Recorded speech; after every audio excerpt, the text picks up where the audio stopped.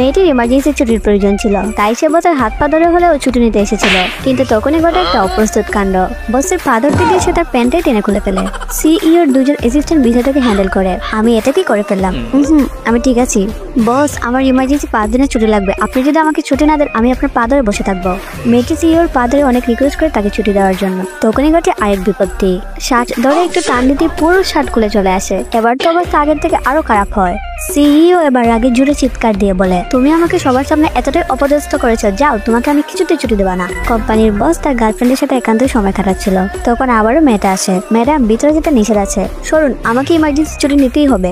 যখনই তারা একে অপরকে কিস করতে যায় বাহিরে একটা বিকট আওয়াজ হয়। এটা কিসের সাউন্ড? মেয়েটি বাইরে রেজিস্ট্যান্টকে দরজা থেকে সরিয়ে দরজায় জোরে একটা লাথি মারে। এর ফলে সে পায়ে অনেক ব্যথাও পায়, কিন্তু সে থেমে থাকেনি। এবার সে একটা আগুন নেবানোর যন্ত্র নিয়ে এসে সেটা দিয়ে দরজা ভাঙার চেষ্টা করে। আর তখনই সিইও তার গার্লফ্রেন্ড দরজা খুলে বাহিরে আসে, যার ফলে যন্ত্র তার পায়ে লেগে যায়। মেয়েটা আবারও ব্যথা পায়। এইবার সিইও রেগে তার পুরো মুখে লিপস্টিক লাগিয়ে দেয়। এরপরই তো মেয়েটা পুরো পাগলের মতো আচরণ করতে শুরু করে।